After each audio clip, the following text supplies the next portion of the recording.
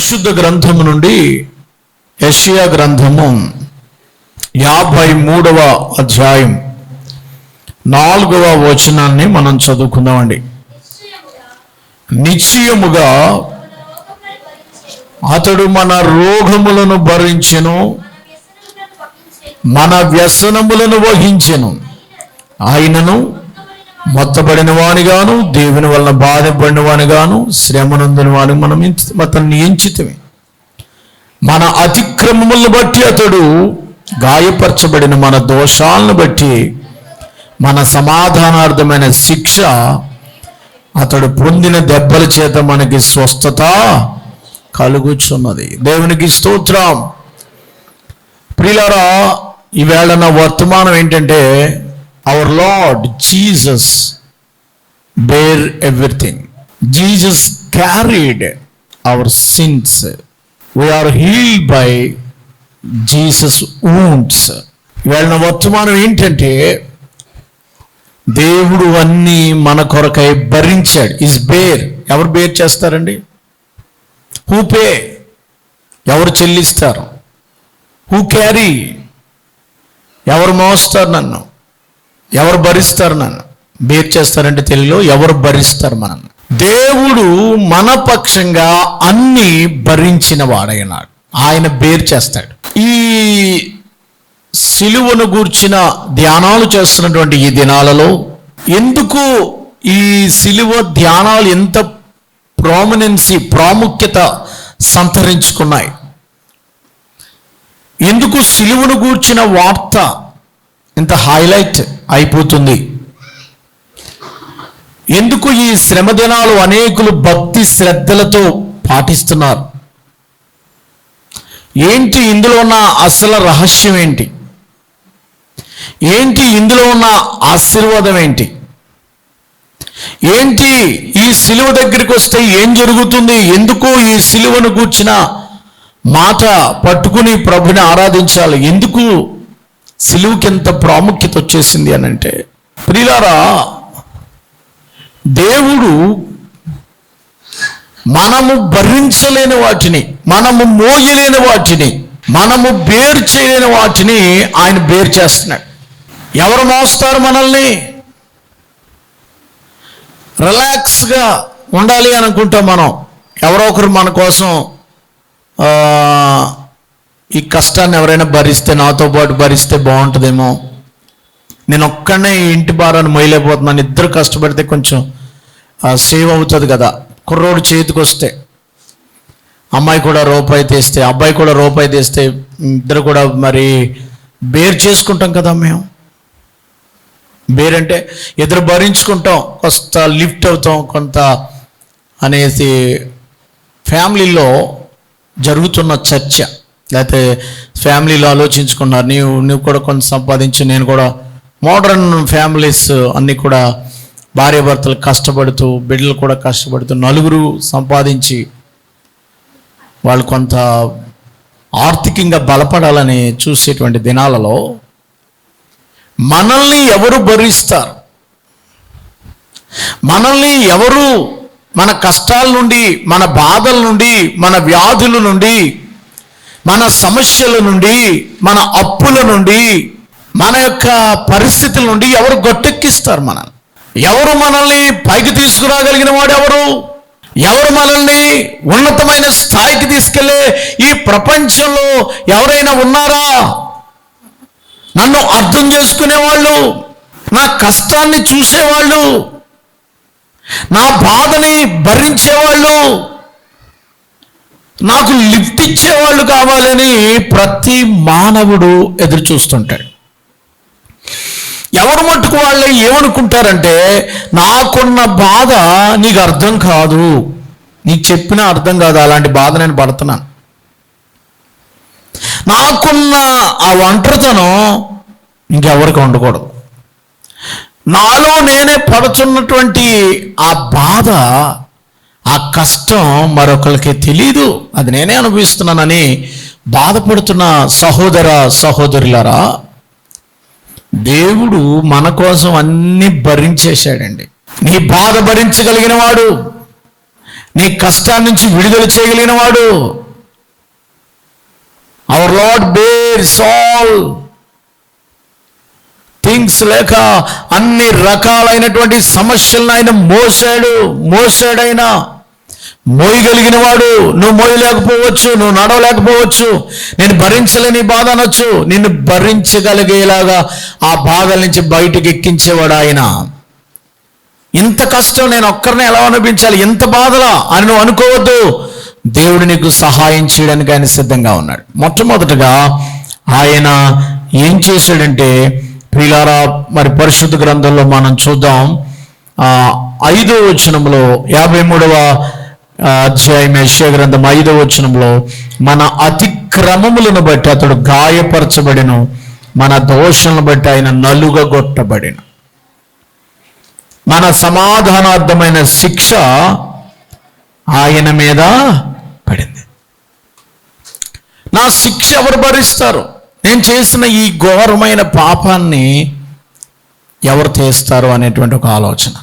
ఎవరు చేస్తారు? ఎవరు భరిస్తారు? ఇది ఇన్ని నేరాలు చేశాను, ఇన్ని ఘోరాలు చేశాను, ఈ చేత్తో ఎంతోమందిని కొట్టాను, ఈ చేత్తో ఎన్నో దొంగతనాలు చేశాను, ఈ చేత్తో ఎన్నో వ్యభిచారాలు చేశాను, ఈ శరీరాన్ని నేను ఎంతో దారుణంగా అనేక మంది విచ్చలవిడిగా వరుస వాగులు లేకుండా అబ్బాయిలతో అమ్మాయిలతో నేను పాపంతో చేశాను, ఈ బాడీని పాపంలో గడిపేశాను.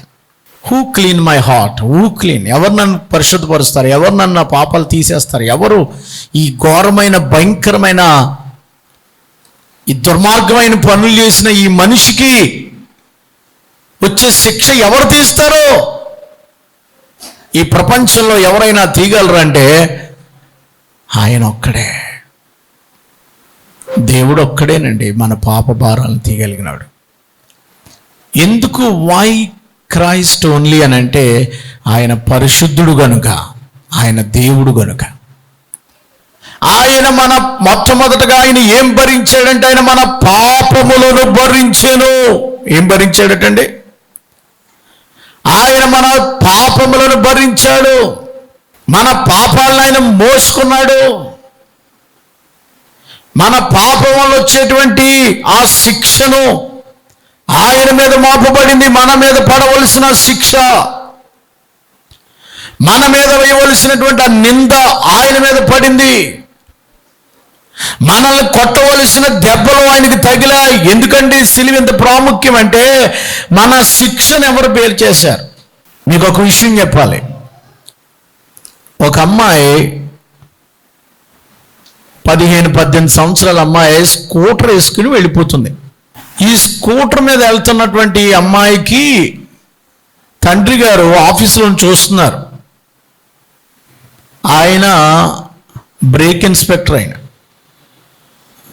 వాళ్ళ అమ్మాయి స్కూటర్ తీయకూడదు. 15 సంవత్సరాల అమ్మాయి స్కూటర్ తీసింది. ఎందుకంటే బ్రేక్ ఇన్స్పెక్టర్ గారు అమ్మాయి కదా, ఎవరు పట్టుకుంటారు ఇంకా వాళ్ళ అమ్మాయికి. అమ్మ వెళ్ళకూడదు అని చెప్పాడు, వినలేదు, వెళ్ళిపోయింది. బండి స్టార్ట్ చేసింది, గేర్లు వేయటం రాదు, ఏమీ రాదు, దూసుకెళ్ళిపోతుంది. బండి ఆగట్లేదు. అమ్మాయికి బ్రేక్ వేయటం రావట్లేదు, స్లో చేయటం రావట్లేదు. వెళ్తా ఒక కార్ని కొట్టింది. ఆడు సడన్ బ్రేక్ వేసాడు, ఆగిపోయాడు. ఆ కారులో ఉన్నటువంటి ఆయన పక్కన కారు తప్పించుకున్న కారు డ్యామేజ్ అయింది. పక్కన ఉన్న ముసలోని కొట్టింది. అతన్ని హాస్పిటల్ పెట్టాడు, అతను కోమాలో ఉన్నాడు, కారు డ్యామేజ్ అయింది. అన్నీ కూడా జరిగాయి. కేసు రాయాలి. ఇప్పుడు వెళ్ళి కేసు రాశారు. బ్రేక్ ఇన్స్పెక్టర్స్ వాళ్ళందరూ వెళ్ళి మరి కేసు రాసుకోవాలి కనుక కేసు రాశారు. పలానా అమ్మాయి, 15 సంవత్సరాల అమ్మాయి ఈ యాక్సిడెంట్ చేసిందని. ఇప్పుడు అమ్మాయికి జడ్జిమెంట్ ఇవ్వడానికి సిద్ధపడ్డారు. ఎవరు ఇవ్వాలంటే, కేసు జడ్జిమెంట్ ఎవరు చేయాలంటే బ్రేక్ ఇన్స్పెక్టర్ గారు చేయాలి. బ్రేక్ ఇన్స్పెక్టర్ గారు అక్కడ ఉన్నారు. ఏం చేస్తాడు? వీళ్ళ అమ్మాయే కదా, తప్పిస్తాడా, ఏం చేస్తాడని అందరూ చూస్తున్నారు ప్రజలు. వీళ్ళ అమ్మాయి కాబట్టి కేసు కొట్టేస్తాడా, ఏ తెలియని అమ్మాయి అంటాడా, లేకపోతే రూల్స్ అతిక్రమించింది, 18 నిండుకోకుండా బండి నడపకూడదు, లైసెన్స్ లేకుండా బండి నడపకూడదు, పైగా యాక్సిడెంట్ చేసింది, ఒకడేమో చచ్చిపోయాడు, మరి ఏమైనా తెలియదు. ఇటువంటి పరిస్థితుల్లో ఆ అమ్మాయి కేసు డీల్ చేశాడు ఆయనే, తండ్రి గారే. లైసెన్స్ లేనందుకు, అలాగే బండి తక్కువ వయసులో నడిపినందుకు, అలాగే యాక్సిడెంట్ చేసినందుకు, ఇవన్నిటికి కలిపి ఆ అమ్మాయికి 10 లక్షల జుర్మానా అనేసాడు. అందరూ ఆశ్చర్యపోయారు, ఏంటిది కూతురని. 10 లక్షల జుర్మానాతో పాటు మరి మైనారిటీ తీరకుండా యవన కాలంలో ఉండి ఇర్రెగ్యులర్గా ఇలాంటి తప్పు చేసింది కాబట్టి రోడ్డు మీద పెట్టి అందరి ముందు 40 దెబ్బలు, కొరడ దెబ్బలు కొట్టాలన్నాడు. 40 కొరడ దెబ్బలు కొట్టాలి అమ్మాయిని అన్నాడు. అందరూ అన్నారట, ఏంటిది, ఈయనకి అసలు బుద్ధి ఉందా, ఈయనకి అసలు జ్ఞానం ఉందా, కూతురని కూడా జాలి లేకుండా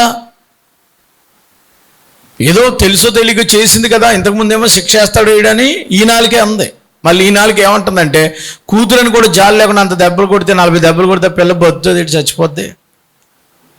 10 లక్షల పిల్లల్ని తెమ్మంటున్నాడు, ఎక్కడ తెస్తుంది అని అందరు కూడా ఒక రకమైనటువంటి బాధతో సణుక్కోవడం మొదలుపెట్టారు.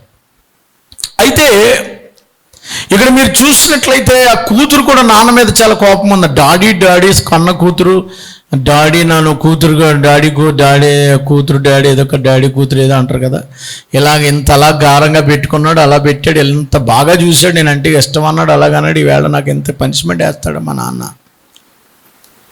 అనేసి బాధపడుతుంది. ఆ డేట్ వచ్చేసింది. ఈయన కూడా మరి వారికి బ్రేక్ ఇన్స్పెక్టర్ కాబట్టి ఈయన కూడా అక్కడ నిలబడ్డాడు. శిక్ష విధించేవాళ్ళు విధిస్తున్నారు. ఇప్పుడు జుర్మానా కట్టాలి. అక్కడ అమ్మాయిని కళ్ళకి గంతలు కట్టారు. ఈ చేతులు ఇలా పెట్టి కొరడా ఎత్తి ఒక్క దెబ్బ పడేళ్ళని కొట్టుతున్నాడు. అమ్మాయిని కొట్టబోతున్నాడు. ఇలా పడేళ్ళని కొట్టేటప్పటికి ఈ తండ్రి వెళ్ళి ఆ అమ్మాయి వెనకలు ఇలా కాశాడు. మొదలెట్టినోడు ఆకుండా 40 కొట్టేలు కాబట్టి పటా పటా పటా పటా కొట్టేశాడు. 40 దెబ్బలు కూడా తండ్రి తినేసి ఆయన 60 సంవత్సరాల ముసలివాడు సొమ్మసిల్లిపోయి బ్లడ్ కారుతో కింద పడిపోయాడు. ఆ అమ్మాయి వెనక్కి తిరిగి, డాడీ నేనేదో అనుకున్నాను, నేను హూ బేర్ నా సిన్స్, నా పాపాలు, నా దెబ్బలు ఎవరు భరిస్తారు డాడీ? అయ్యో నువ్వు దెబ్బ తిని ముసలుడు బాగా దెబ్బలు తినేసి కోమలోకి వెళ్ళిపోతూ జేబులోంచి చెక్ తీసి, అమ్మా ఈ 10 లక్షలు జుర్మానా కట్టేశానమ్మా అని పడిపోయి చచ్చిపోయాడు వాళ్ళ తండ్రి. 2024 సంవత్సరాల క్రితం మనం పొందవలసిన కొరడా దెబ్బలు, మనం పొందవలసిన చెక్కులు, ఆ వెల ఎవరు చెల్లించారంటే యేసు క్రీస్తు ప్రభువారు ఆ సిలువలో భరించారు. ఈ బేర్స్.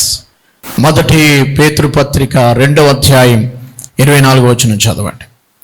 మొదటి పేతురు పత్రిక 2వ అధ్యాయం 24వ వచనము,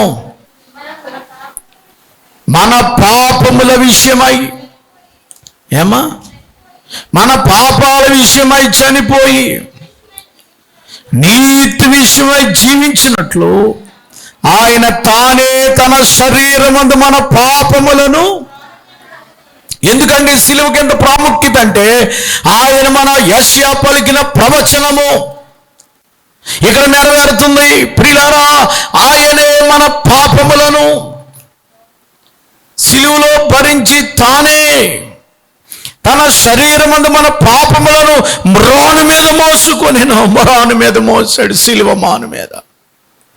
మనకై యేసు మరణించే, మన పాపముల కొరకే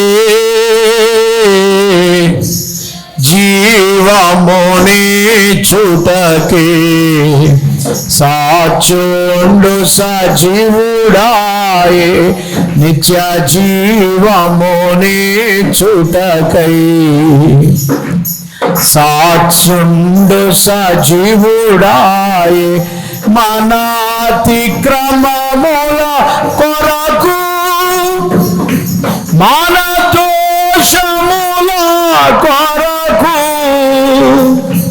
మన నాదుడు శిక్షనుందే, మనకు స్వస్థత కలిగే, మన నాదుడు శిక్షనుందే,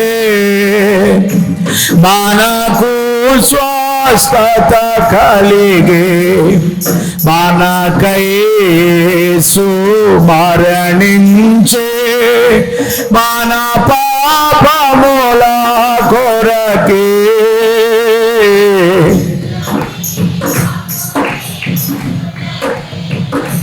సాచోండు సజీవుడాయే నిత్య జీవముని చుటకై. సాచోండు సజీవుడాయే. దేవునికి స్తోత్రం. మొదటగా యేసు ప్రభువారు ఏమి భరించారు సార్? ఎందుకు సార్ సిలువుకి ఎంత గొప్పతనం అంటే, ఆయన తానే మన పాపములను మ్రాను మీద మోసుకున్నాడట. సిలువ మ్రాను మీద మోసాడు.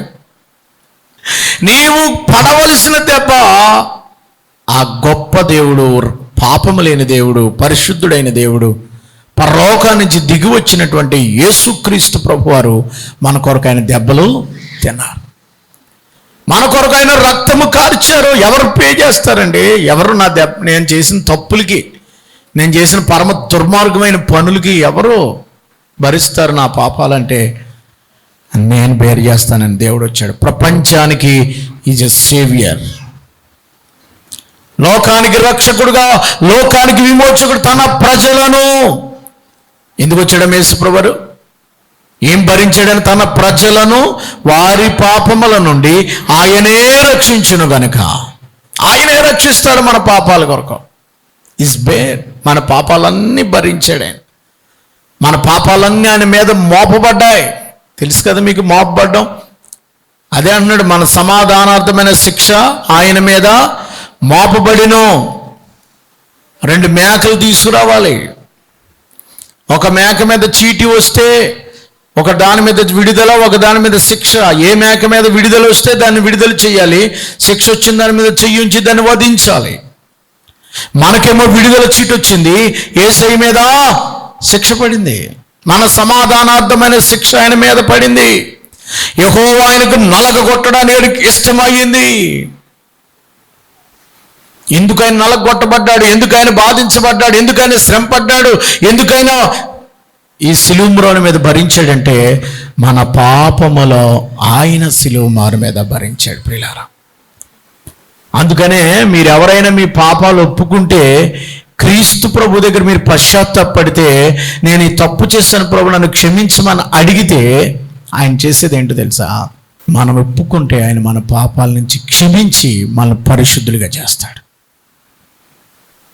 ఇక క్రీస్తు యేసునందున్న వారికి ఏ శిక్షా విధియో లేదు. యేసు ప్రభువుని నమ్ముకుని పాపాలు ఇచ్చిపెట్టినోడికి ఇంకా శిక్ష లేదు. మన శిక్ష దాన్ని భరించేశాడు. మొదట అది భరించాడు. మన దెబ్బలు భరించాడు, మన సిలువ మ్రాను భరించాడు, క్రూసిఫిక్షన్. ఇది మొదటిది. రెండవది ఏంటంటే, గలతీయులకు రాసిన పత్రిక 4వ అధ్యాయము 5వ వచనం అండి. గలతీయులకు రాసిన పత్రిక 4వ అధ్యాయం 5వ వచనం. ఆయన స్త్రీ యందు పుట్టి, 5వ వచనంలో అదే ఉందా? చదవండి. కాలము పరిపూర్ణమైనప్పుడు దేవుడు తన కుమారుని పంపెను. ఆయన స్త్రీ యందు పుట్టి కావలనని ధర్మశాస్త్రమునకు లోబడి ఉన్న వారిని విమోచించుటకై. ప్రియులారా, రెండవది ఆయన మన ధర్మశాస్త్రానికి భరించాడు, ధర్మశాస్త్రము నుండి విడుదల చేశాడు. ధర్మశాస్త్రంలో బంధించబడిన వారికి, ధర్మశాస్త్రమునకు లోబడి ఉన్న వారిని విమోచించటానికి ఆయన ధర్మశాస్త్రమునకు లోబడిన వాడు. ఆయన మనం ఇక దాసులము కాదు. అంటే రెండవది ఏంటంటే, ధర్మశాస్త్రము నుండి దేవుడు మనల్ని విడుదల చేశాడు. ప్రియులారా, ధర్మశాస్త్రమునకు 3వ అధ్యాయం 23వ వచనం చదవండి. 3వ అధ్యాయం 23వ వచనం.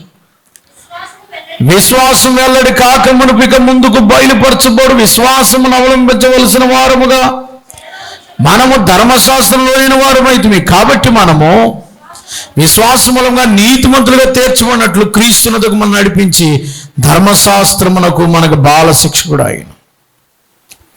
ధర్మశాస్త్రము నుండి మనకు విడుదల చేయడానికి కొరకు, ఏ ధర్మశాస్త్రం అయితే భరింపరానిది ఉందో, ఏం భరించాడంటే ధర్మశాస్త్రం భరించలేనిది, ధర్మశాస్త్రంలో రాయబడిన శిక్షలు భరించలేనివి, ధర్మశాస్త్రంలో రాయబడిన విధులు చాలా భయంకరంగా ఉన్నాయి.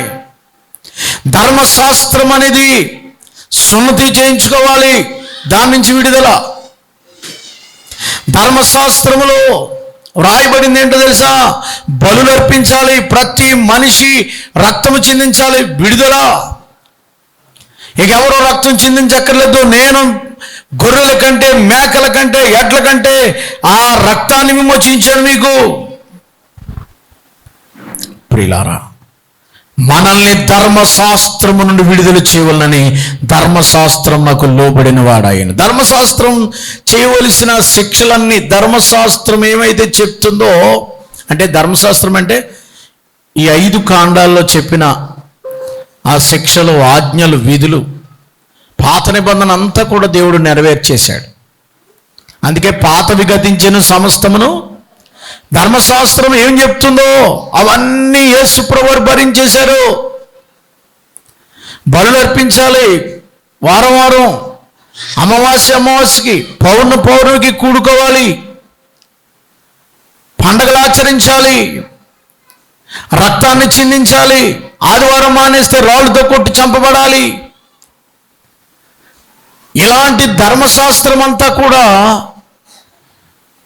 ఆచారాలు, అర్పణాదులు, అవన్నిటినీ కూడా దేవుడు విడుదల చేసేసాడు. ధర్మశాస్త్రమునకు లోబడిన వాడు ఆయన కనుక ఆయన మనల్ని ధర్మశాస్త్రము నుండి విడుదల చేశాడు. దేవునికి స్తోత్రం, హల్లెలూయా. చూడండి, మీరు రోమీలకు రాసిన పత్రిక అర్థమవడానికి 1-2-3 విషయాలు మీకు చెప్పి ముగించేస్తానండి ధర్మశాస్త్రం గురించి. రోమీలకు రాసిన పత్రిక 2వ అధ్యాయం 19వ వచనం చదవండి. ప్రతి నోరు మూయబడినట్లు. రోమీలకు రాసిన పత్రిక 3వ అధ్యాయం 19వ వచనం, 3వ అధ్యాయం 19వ వచనం. ప్రతి నోరు మూయబడినట్లు సర్వలోకము దేవుని శిక్షకు పాత్రులు మగినట్లుగా ధర్మశాస్త్రం చెప్పుచున్న వాటన్నిటినీ లోనైన వారితో చెప్పుచున్న ఎరుగుదము. ఎలాగనగా ధర్మశాస్త్ర సంబంధమైన క్రియల మూలముగా ఏ మనుషుడు నీతిమంతుడిగా తీర్చబడడు. ధర్మశాస్త్రం వలన పాపం అనగా ఎటుదో తెలియబడుతుంది. ఇట్లునగా ధర్మశాస్త్రం ఎరుగా దేవుని నీతి బయలుపరచబడింది యేసు క్రీస్తునందుల విశ్వాస మూలముగా. ప్రియారా, ధర్మశాస్త్రాన్ని ఆయన నెరవేర్చడానికి వచ్చాడట. అధ్యాయం అంతా మీరు ఇంటికి వెళ్ళి చదువుకోండి. మరి 37వ వచనం, విశ్వాసము ద్వారా ధర్మశాస్త్రం నిరార్థకం చేయుచున్నాం అట్లా అనరాదు. ధర్మశాస్త్రాన్ని స్థిరపరుస్తున్నారు కానీ ధర్మశాస్త్రము ద్వారా నీతిమంతులుగా చేయబడలేం. యేసు క్రీస్తు కృప ద్వారా. మీకు 4వ అధ్యాయం అంతా కూడా మళ్ళీ ధర్మశాస్త్రం గురించి ఈ చాలా విషయాలు పాత నిబంధనలో రాయబడ్డాయండి. అంటే ధర్మశాస్త్రం కొంచెం కఠినతరంగా ఉండేది ఆ కాలంలో. హెబ్రీ గ్రంథకర్త కూడా చాలా విషయాలు ధర్మశాస్త్రం గురించి, అర్చనాదుల గురించి, అర్పణల గురించి ఇవన్నీ కూడా రాస్తాడు. అవన్నీ కూడా 6వ అధ్యాయంలో ఉన్నటువంటి ఆ ధర్మశాస్త్రం సంబంధించినవి. 7వ అధ్యాయం మెల్కీసెదెకు క్రమం చొప్పున ఉన్నటువంటివన్నీ కూడా యేసు ప్రభువారు మనకి విడుదల చేశారు. 9వ అధ్యాయంలో ఉన్నటువంటి ధర్మశాస్త్ర సంబంధమైన కార్యకలాపాలు ఏమండి, ఇవన్నిటినీ కూడా దేవుడు 10వ అధ్యాయంలో ఉన్నటువంటి ధర్మశాస్త్రం, ఇదంతా ధర్మశాస్త్రం అండి. ఒక్క మాటలో చెప్పాలంటే దేవుడు మోషే ఆ యొక్క ధర్మశాస్త్రములో రాయబడినటువంటి, అంటే ధర్మశాస్త్రం కొట్టేశారని కాదు, అది స్థిరపరచబడుద్ది, పాత నిబంధన స్థిరపరచబడుతుంది. కానీ ఆ అర్చనాదులు, ఆ అర్పణలు, ఆ ధూపదైవేద్యులు, ఆ బలులు, ఆ ధర్మశాస్త్రంలో వచ్చేటువంటి ఆ భయంకరమైనటువంటి ఆ పాపపు స్థితిలో నుంచి దేవుడు విడుదల చేసి మనల్ని నీతిమంతులుగా చేశాడు. అందుకని దేవునికి స్తోత్రం చెప్పండి. మన మీద మోపబడిన ఆ ధర్మశాస్త్రపు నియమ నిబంధనలన్నీ కూడా యేసే భరించి మనల్ని ధర్మశాస్త్రం విడుదల చేయడానికి ధర్మశాస్త్రమునకు లోబడిన వాడాయను. దేవునికి స్తోత్రం. ఇది రెండవది. మూడవది ఏంటంటే ఆయన మనల్ని ఏం భరించాడంటే మన మీద ఉన్నటువంటి శాపాలు ఏమొచ్చినండి మనకి? శాపాలు భరించేసి మన శాపాలన్నీ భరించాడు. శాపనార్థాలు ఉన్నాయి మన మీద. ఏమనండి? శాపనార్థాలు పెట్టేశారు.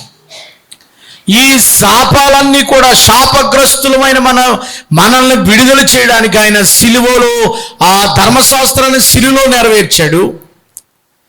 ధర్మశాస్త్రాన్ని మీద ఉన్నటువంటి ఆ శాపాలను కూడా ఆయన సిలువలో నెరవేర్చాడు. మీకు ఇందాక ఒక రెఫరెన్స్ ఇస్తాను చూడండి, కొలస్సీలకు రాసిన పత్రిక. ధర్మశాస్త్రం ఏమి నెరవేర్చిందో ఆ మాట చెప్పి నేను మళ్ళీ ఈ శాపాల దగ్గరికి వస్తానండి. కొలస్సీలకు రాసిన పత్రిక 2వ అధ్యాయం, కొలస్సీలు రాసిన పత్రిక 2వ అధ్యాయం అందరూ చూడండి. 13వ వచనం చూడండి. 13వ వచనం, మరియు అపరాధముల వలనను శరీరమందు సున్నతి పొందక ఉండుట వలన మీరు మృతులై ఉండగా దేవుడు వ్రాతరూపకమైన ఆజ్ఞలు మన మీద రుణముగాను, ఏమంటే వ్రాతపూర్వకమైన ఆజ్ఞలు మన మీద ఉన్నాయండి, రుణంగా ఉన్నాయంట. రుణం మనకు విరోధముగాను ఉండిన పత్రమును మేకులతో సిలువకు కొట్టి దాని మీద చేయురాత తుడిచివేసి మనకు అర్థము లేకుండా దాన్ని ఎత్తివేసి అపరాధములన్నీ క్షమించి ఆయనతో కూడా మనల్ని చేసెను. సిలువ చేత జయోత్సవముగా మనల్ని వేడుకగా కనపరిచాను. చప్పకొడుగా అడిగా దేవునికి స్తోత్రం చెప్పండి. ఇప్పుడు ఆజ్ఞల మూలంగా వచ్చిన రుణం ఏంటమ్మా మన మీద ఏముందంట? రుణపత్రం అంటే తెలుసు కదా, అగ్రిమెంట్. అప్పులు తీసుకున్నప్పుడు రాస్తారు కదా, వైట్ పేపర్ మీద సంతకాలు ఎట్టించేసుకుంటారు. తెలుసా మీకు? ఎప్పుడైనా అప్పు తీసుకున్నారండి? ఎప్పుడో ఒకసారి నేను తీసుకున్నాను. ఏంటిది, బండి లోన్ మీద తీసుకున్నాను. 36 సంతకాలు ఎట్టించాడు. ఇంత బుక్ కట్టుకొచ్చి ఏంటి మర్చిపోయింది ఏంటి, 30,000 లేవు, 30,000కి 36 సంతకాలు ఎట్టిస్తామంటే ఇది రూల్ అండి, అగ్రిమెంట్ సంతకం పెట్టాలంటున్నాడు.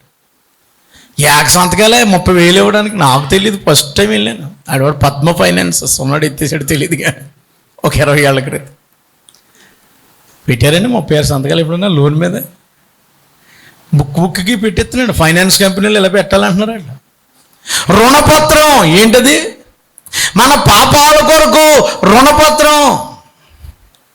రుణం ఉన్నాం మనం, రుణం అయిపోయాం. ధర్మశాస్త్రము చూడండి, అక్కడ చాలా చక్కగా రాశాడు 15వ వచనంలో, దేవుడు వ్రాతరూపముగా ఆజ్ఞల వలన మన మీద రుణముగాను విరోధముగాను ఉన్నటువంటి విరోధంగా ఉన్న పత్రాన్ని మేకులతో సిలుకు కొట్టేసి ఆయన రక్తము చేత దాన్ని తుడిచేసాడట. దేవునికి స్తోత్రం. మీ రుణం అంతా కొట్టేసాడండి. దేవునికి స్తోత్రం. కదా, మీ కేసు కొట్టేసాడు అంటారు కదా, అలా మీ తప్పులన్నీ కొట్టేశాడు సిలువలో మీ రుణం కొట్టేసాడండి. అప్పుడెప్పుడో ఆయన కొట్టేశాడు 30 లక్షలు 50 లక్షలు ఏంటి రుణాలు కొట్టేశాడు. ఎవరైనా ఆయన వెళ్ళిపోయిన ఆయన అప్పులన్నీ కొట్టేశాడు. ఇంకెలాగే కొట్టేస్తాడు కానీ 10 కూడా అప్పులు చేశారు. ఆ తర్వాత మళ్ళీ ఎవడు కొట్టలేదు ఇంకెప్పుడు వరకు. దేవునికి స్తోత్రం కలుగుతుంది. రుణాలు కొట్టించుకోవడం. అవును, మన రుణపత్రం ఎలా కొట్టబడిందంటే సిలువ మ్రోను మీద కొట్టబడిందట. ధర్మశాస్త్రం మీద ఆజ్ఞలు రూపంలో వచ్చినటువంటి ఆ రుణాలు ఎన్ని రుణమైపోయాం. మీ రుణం అంటానమ్మా, నీ రుణం అమ్మ, నా రుణం. నీ రుణం ఎలా తీర్చుకోవాలి? నీ రుణం ఎన్ని రుణాలు అయిపోయి, ఎన్ని అప్పులు అయిపోయి, ఎన్ని రుణాలంటే పాపాల వల్ల వచ్చే భారాలు, ఆ రుణాలు అవన్నీ కూడా యేసు ప్రభువు శిలువలో భరించేశాడు. దేవునికి స్తోత్రం. మూడవది ఏంటంటే శాపము అన్నాను కదా. ఏంటా శాపాలు? 28వ అధ్యాయం ద్వితీయోపదేశకాండంలో చాలా శాపాలు ఉన్నాయండి. 28వ అధ్యాయము ద్వితీయోపదేశకాండంలో ఎన్ని శాపాలు ఉన్నాయండి? ఆశీర్వాదాలే చదువుతారు మీరు, శాపాలు చదవరు. ద్వితీయోపదేశకాండం 28 1 నుంచి 14 వరకు ఆశీర్వాదాలే. 1 నుంచి 14 వరకు ఆశీర్వాదాలు. మీరు 1 నుంచి 14 వరకే చదువుతారు, కింది చదవరండి. కింది చదవండి, ఏమున్నాయి? ఇది అనుసరించకపోతే ఈ శాపాలన్నీ 15 వచనమ్మా, శాపాలు వస్తాయి, శపించబడతావు. శాపం శాపం శాపం శాపం శాపం శాపం మొత్తం అంతా శాపాలే. ఎన్ని వచనాలమ్మా? 15 నుంచి 68 వచనాలు శాపాలు ఉన్నాయి. కేవలం 68 వచనాల్లో 14 వచనాలు మాత్రం. 68లో 14 తీసేస్తే ఇంకెన్ని ఉన్నాయి? 68లో 14 తీసేయండి అమ్మా. ఎంత? 54 వచనాలు శాపాలే. ఇవన్నీ శాపాలు. పట్టణంలో శపించబడతావు, భూమి మీద శపించబడతావు, నీ భూమి పంట శపించబడుతుంది, నీ గొర్రెలు మేకలు శపించబడతాయి, నీ గర్భఫలం శాపం. 28వ అధ్యాయం 16-17 వచనాలు చదువుకోండి. ఏది నీకు శాపాల, ఈ శాపం ఎలా పోతుంది? శాపనార్థాలు ఎట్టేసిందండి. ఒక మనిషి శాపనార్థాలు ఎట్టేస్తుంది. అయ్యి బాబా మనిషి జోలికి వెళ్ళామంటే అవి తగిలేతారా బాబా, మనిషి నోట్లేటుగా మనిషి శాపాలు ఎట్టేసిందంటే మనకు తగిలేతాయి అంటారు కదా. మన శాపాలు పోవాలంటే మన శాపాలు చూడండి, మన శాపాలన్నీ కూడా ఎక్కడ మోసేసాడంటే ఆయన గలతీయులకు రాసిన పత్రికలోకి వద్దాం. మళ్ళా గలతీయులకు రాసిన పత్రిక 3వ అధ్యాయం 14వ వచనం. మన మీద ఉన్న శాపాలు, గలతీయులకు రాసిన పత్రిక 3వ అధ్యాయం 14వ వచనం అండి. ఏమండి?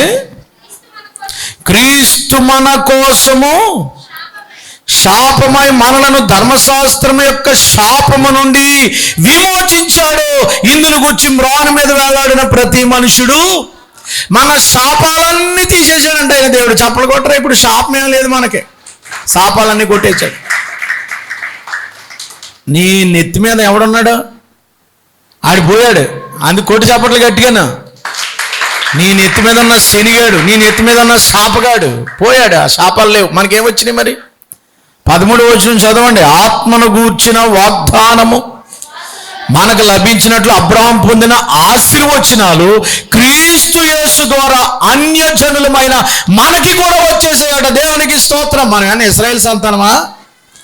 మీరు అబ్రహాము సంతానమా? ఇస్సాకు సంతానమా? యాకోబు సంతానమా?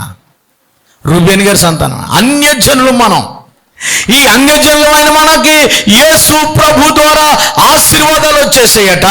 శాపాలన్నీ పోయాయి. మన తాత ముత్తాతలు చేసినటువంటి ఆ రామాలయం కాడ చేసినటువంటి శాపాలు, ఆ కొబ్బరికాయలు కొట్టి ఆ బలులు అర్పించే మేకపోతులను అర్పించి విగ్రహారాధన సంబంధమైన శాపాలు,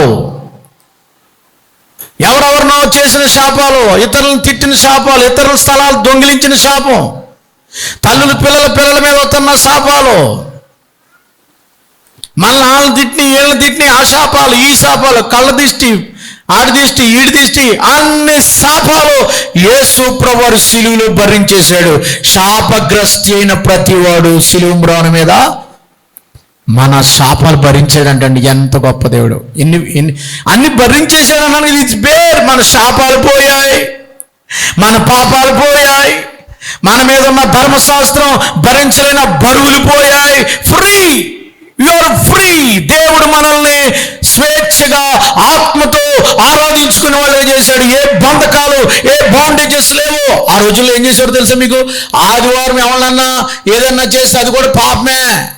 అంత భయంకరంగా ఉండేది. ఏ పని చేసేవారు కాదు అసలు. దేవుడు అలాంటి వాటి నుండి కూడా దేవుడు మనల్ని విడుదల చేశాడు. దేవునికి స్తోత్రం కలుగునుగాక. ఏం చెప్పానండి ఇప్పుడు? దేవుడు ఏం భరించాడు చెప్పండి? మొదటిది ఏం భరించాడు మన గురించి? పాపాలు భరించేశాడు, సిలువు ద్వారా భరించాడు. సిలువుకి ఎందుకు? రెండోది ఏం భరించాడు? ధర్మశాస్త్రంలో వచ్చిన ఆజ్ఞలకు విధి రూపమైన రుణపత్రాన్ని సిలువులో కొట్టేశాడు, అయిపోయింది. మూడవది శాపాలు పోయాయి. నేను ఇంకా ఎక్కువ చెప్పడానికి టైం లేదు, అందుకని పరిగెడుతున్నా. ఇంక శాపాలు పోయాయి. ఇంక మీరు ఇంటి ముందు ఏం కట్టకండి. ఏమండి? ఎంత బూడిద గుమ్మడికాయ, ఈడెవడ ముక్కెలా పెట్టుకుని నాలుకెలా పెట్టి ఆడి కట్టకండి. ఇంకొకరు ఇది తీసి పడేయండి దేవునికి. లేదా ఈ మధ్యలో అవన్నీ మానేశారండి. కంకర్రాళ్ళు మూట కట్టేస్తారు. కంకర్రాళ్ళ ఏముంటాయి అందులో నాకు తెలియదు. పటికి బెల్లమా రోడ్లకు కనపడుతుంది నాకు. నేను కొమ్మ తీసి కడుతున్నారు ఇంకండి. ఆడెవడో బొమ్మ, ఎవడెవడదో బొమ్మ పెట్టేస్తున్నారు. ఆడు బట్టలు లేని బొమ్మ చుట్టూ చీలికడ కట్టాడు ఎవడాడు దుర్మ. ఈ మధ్యలో కిమ్గడ్ బొమ్మ పెడుతున్నారు, వీటికి బట్టీలు కూడా. ఎవడో కొరియా అధ్యక్షుడు బొమ్మ. జాగ్రత్త. ఇక ఏ శాపం రాదు, ఏ కన్నుని మీద కొట్టదు. యేసు ప్రభు కన్ను దృష్టి మన మీద ఉన్నది. మన మీద ఉన్న కీడులన్నీ, మన శాపములన్నీ ఆయన భరించేశాడు. అది సిలువ తెచ్చిన శక్తి. సిలువ విలువను ఎరుగుమా, వెలుగు బేటవై మెలగుమా.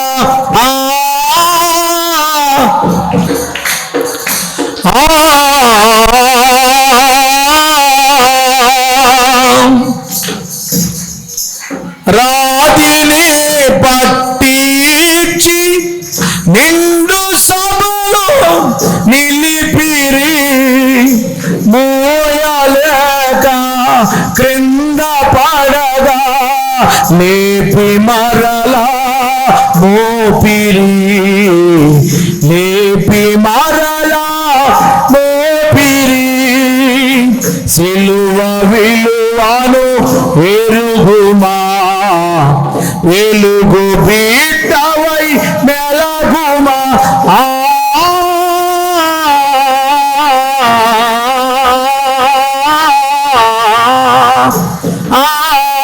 హల్లెలూయా.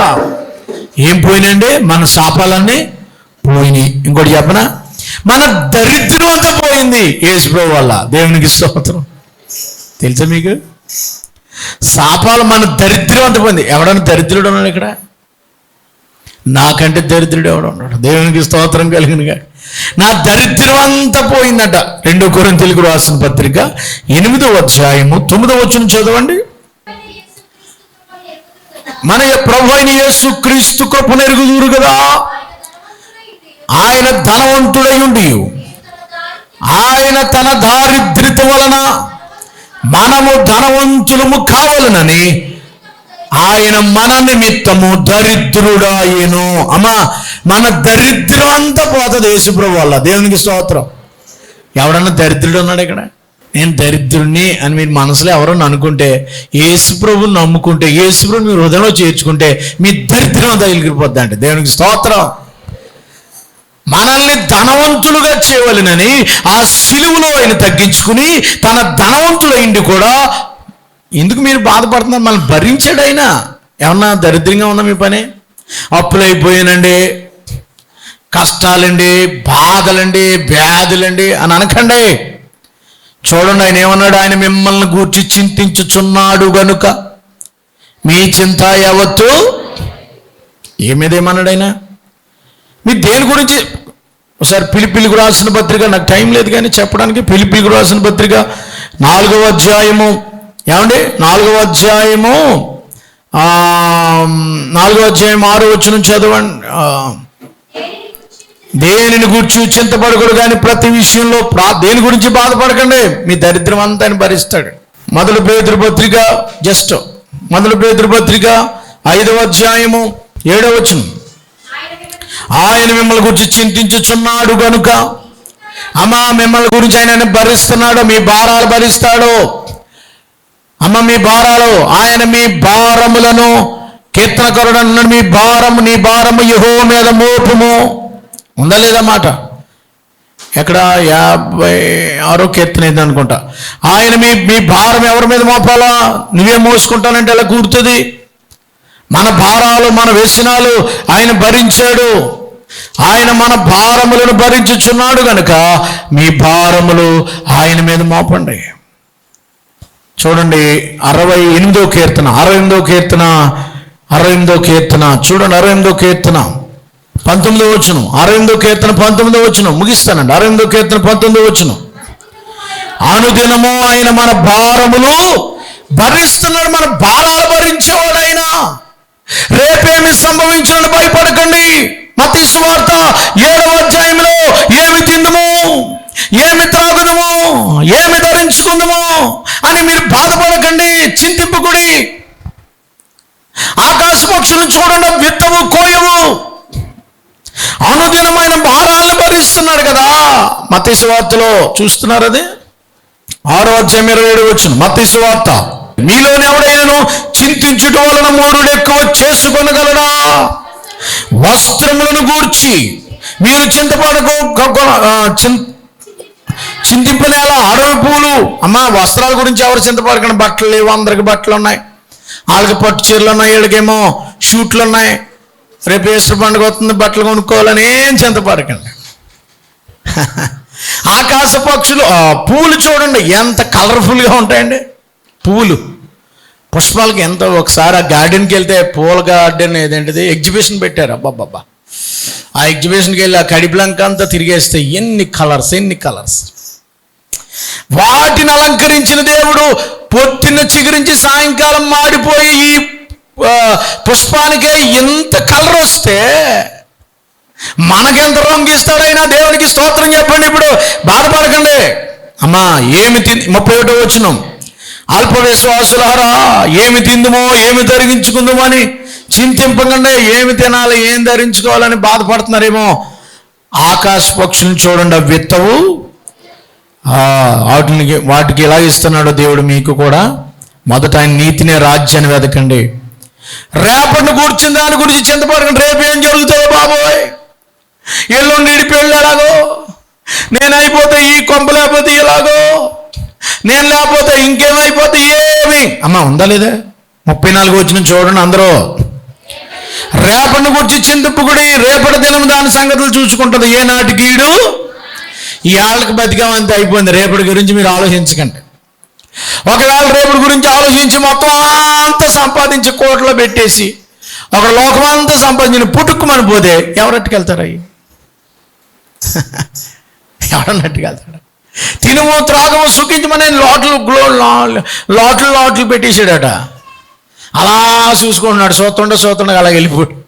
దేవునికి ఉన్నదాంతో చక్కగా తిని సంతోషంగా ఉన్నాడు. దేవునికి స్తోత్రం కలుగును గాక. రేపటి గురించి ఆయన భరిస్తున్నాడు. మన దారిద్ర్యాన్ని భరించాడు, మన నిమిత్తమైన తగ్గించుకున్నాడు, మన నిమిత్తమైన సిలువెక్కాడు. మనల్ని ధనవంతులుగా చేయవాలని, మనల్ని ఆరోగ్యవంతులుగా చేయవాలని, ఐశ్వర్యవంతులుగా చేయాలని ఆయన తగ్గించుకున్నాడు. ఎన్ని చెప్పాను నేను ఇప్పుడు? 4 చెప్పానా? మొదటిది ఏంటి? పాపాలు భరించాడు. రెండవది ధర్మశాస్త్రాన్ని నుంచి విడుదల చేసి ధర్మశాస్త్రాన్ని భరించాడు. మూడవది శాపాలు భరించి ఆశీర్వాదాలు ఇచ్చాడు. నాలుగవది మన దరిద్రాన్ని, నాలుగవది ఏంటి అమ్మా? మన దరిద్రాన్ని భరించాడు. ఇంకా 5వది చెప్పి ముగించేస్తాను. మీరు యెషయా గ్రంథము చూశారు కదా, 53:4 వచ్చిన చదవండి. యెషయా గ్రంథం 53:4, మొదటి పేతురు పత్రిక 1:24 అయిపోతుంది. నిశ్చయముగా ఆయన మన రోగములను, అమ్మ ఏం భరించాడంట? రోగాల గురించి బాధపడకుండా మన రోగాలు భరించాడట. మొదటి పేతురు పత్రిక 1వ అధ్యాయం 24 వచ్చిన నుంచి చదివారు కదా. ఆ చదివిన కాడి నుంచి మొదలు చదివేశారు. ఆ చదివిన పక్క నుంచి చదవండి. ఆయన మోహన మీద మోసుకునేను, ఆ తర్వాత చదవాలి. ఇప్పుడు ఆయన పొందిన దెబ్బల చేత మనకి స్వస్థత. అవును, హీల్డ్. రోగాల గురించి భయపడకు. నాకు క్యాన్సర్ వస్తుందేమో, నాకు బీపీ పెరిగిపోతుందేమో, నాకు గ్యాస్ట్రిక్ వస్తుంది, నాకు షుగర్ ఎక్కువైపోయింది, నాకు మోకాళ్ళు తీతలు పట్టుకున్నాయి, ఇంకోటి పట్టుకున్నాయి. ఏం బాధపడకండి, ఏం బాధపడ. మన భారాలు ఎవరు, మన రోగాలు ఎవరు భరించారు? మన రోగములను భరించాడు, రోగములను వహించాడు ఆయన. మన రోగాలను భరించిన దేవుడు. దేవునికి స్తోత్రం. ఆయన పొందిన దెబ్బలు, ఆయన కార్చిన గాయముల చేత మనకేం కలుగుతుందంటమ్మా? స్వస్థత వచ్చేసింది. దేవునికి స్తోత్రం. ఏ స్వస్థత? ఫిజికల్లా, స్పిరిచువల్లా? అక్కడ మళ్ళీ కాంట్రవర్సీ అనుకోకండి.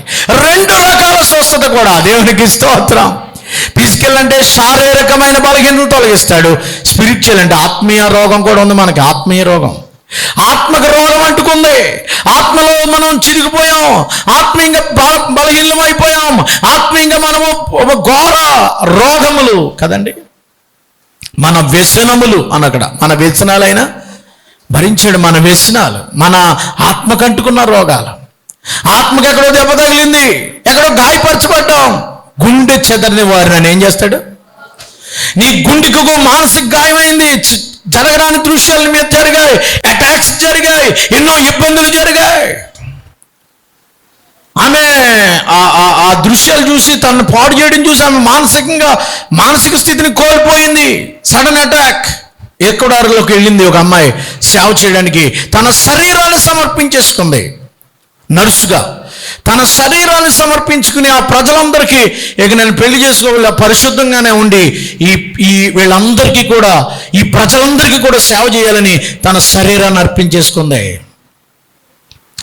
ఒక రోజున దుండగులు వచ్చి అటాక్ చేసేసారు. ఆ అమ్మాయిని రేప్ చేశారు. అప్పుడు ఏడుస్తుంది, నా శరీరాన్ని దేవుడికి ఇచ్చాను, పాడైపోయినప్పుడు హృదయం కలవరం అయిపోయింది.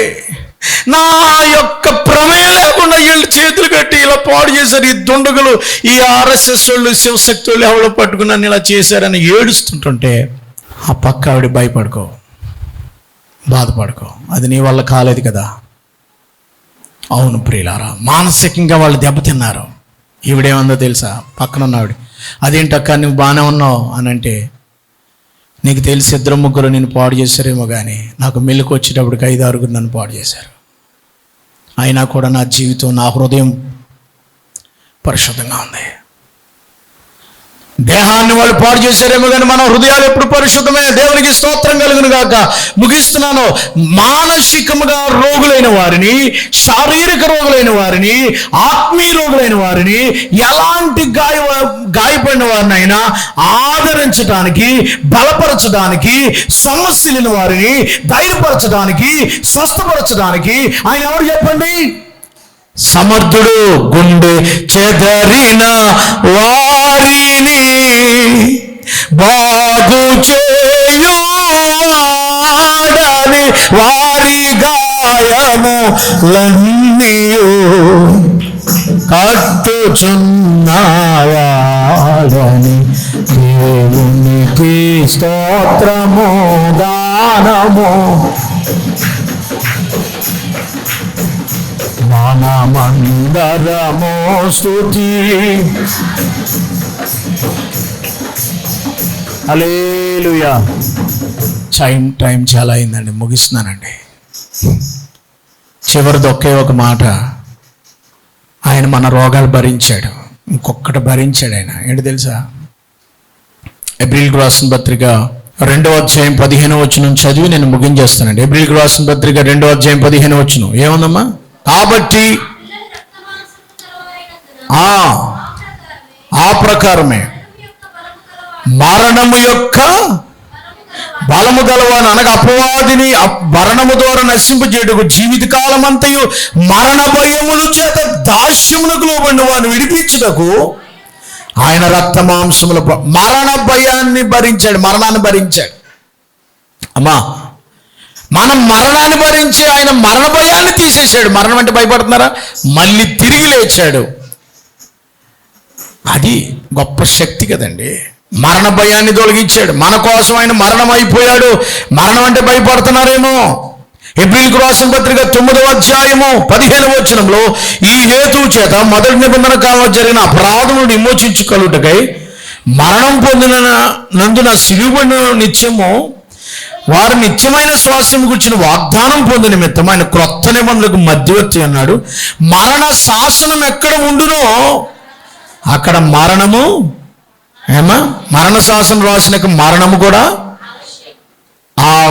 ఆ శాసనం రాసిన వారు మరణం పొందితేనే అది చెల్లును అని ఉంది అక్కడ. మరణ శాసనం ఎవడు రాశాడు? అది మరణించాలంట. ఆ శాసనం రాసినోడు దేవుడే. మనందరి పాపాల కొరకు ఆయన మరణించాడు. మనందరి పాపాల కొరకు. రోమీయులకు రాసిన పత్రిక 4వ అధ్యాయం ఆఖరి వచనంలో ఉంటుందండి.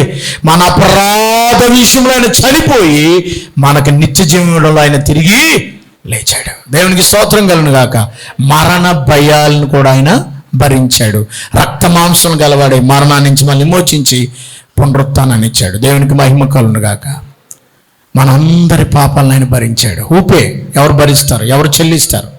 ఎవరు భరిస్తారు? ఎవరు విడుదల చేస్తారు? చైనా దేశంలో ఒక బ్రిడ్జి కడుతున్నారట. బ్రిడ్జి అందులో బానిసలైన వాళ్ళ చేత పనిచేస్తున్నారు. బానిసలు ఉండేవారు కదా అప్పట్లో. ఈ దేశాన్ని ఆ దేశాన్ని పట్టుకెళ్ళిపోవాడు. అక్కడ ఆఫీసర్ వచ్చాడు, మిలిటరీ ఆఫీసర్. లెక్క చూశాడు, కొన్ని వస్తువులు పోయినాయి అక్కడ. 200 ఐరన్ కడ్డీలో ఉండాలి, అవి లేవై. అవి ఒకటి తక్కువ వస్తున్నాయి. 10 మందిని నిలబెట్టాడు అక్కడ. ఎవడు తీసాడో చెప్పండి, లేకపోతే 10 మందిని కాల్చి చంపేస్తాను అన్నాడు. మళ్ళీ లెక్క పెట్టారు, ఒకటి తక్కువ వస్తుంది. ఎవడు తీసాడో చెప్పండి, 10 మందిని కాల్ చేస్తాను. 10 అంకెలు, 1 2 3 చెప్పకపోతే కాల్ చేస్తాను, 10 మంది లేచిపోతారు అన్నాడు. 1 2 3 9 10 అనబోయేటోడికి ఇంకొకడు వచ్చి అతను నిలబడ్డాడు 10 మంది ముందు. టపటబాకు అతను కాల్చి పడేసారు, చచ్చిపోయాడు. మిగిలిన 90 విడుదలైపోయారు. లెక్కెట్టని అన్నారు. మళ్ళా లెక్కెట్టారు, ఎందుకంటే మంచిదని. కరెక్ట్గా ఒక్కటి కూడా తక్కువ లేకుండా 200 కూడా ఉన్నాయి. ఇప్పుడు చచ్చిపోయినాడు అపరాధ. 200 ఉన్నాయి. ఇందాక తప్పు లెక్కెట్టారు, 2 సార్లు లెక్కెట్టినా ఒకటి తక్కువ వచ్చింది. 200 లెక్కెట్టేటికి ఒకటి తప్పు వస్తుంది. కానీ ఇప్పుడు లెక్కెడితే 200 ఉన్నాయి. అవును, పాపం లేనేసయ్యా. ఏ పాపం ఎరిగినేసే మన తమ్ముడిని బ్రతికించడానికి ఆయన మన కోసం బలైపోయాడు, భరించాడు. తల్ల ఉంచండి, ప్రార్థన చేసుకుందాం. ఈ పేస్ ఎవ్రీథింగ్ బిల్స్. నీ బిల్లులన్నీ ఆయన పే చేస్తాడండి. నీ భారాలన్నీ ఆయన భరిస్తాడమ్మా. నువ్వు చింతపడుతున్నావా? బాధపడుతున్నావా? ఏది భరించాలి? నీ పాప భారం అంతా భరిస్తున్నాడు. ముగిస్తున్నాను బాబు. యేసు శిలువలో నీ కొరకు మన రోగాలను భరించాడు, మన వ్యసనాలను భరించాడు, మన అతిక్రమాలు ఆయన మీద మోపబడ్డాయి. అదే శిలువ. యేసు చావుందే శిలువపై నీ కోరాకే నా కోరాకే ఎంత గొప్ప శ్రమనోర్చెను. నా కోరాకే నేడే నీ పాపము లోపుకో, నీ పాప దాగులు తుడుచుకో. నేడే నీ పాపము లోపుకో, నీ పాప దాగులు, నీ ఆత్మ తనువులను శుద్ధి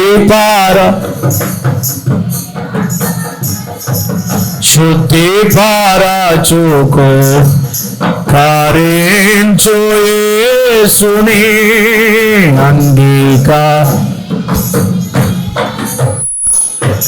యేసు చావుందే శిలువపై నీ కోరాకే నా కోరాకే. చిన్న ప్రార్థన చేస్తున్నాను. సిలువ అంటే ఏంటండి? ఎందుకంటే సిలువ ధ్యానాలు మన భరించాడండి, మన పాపాలు భరించాడు.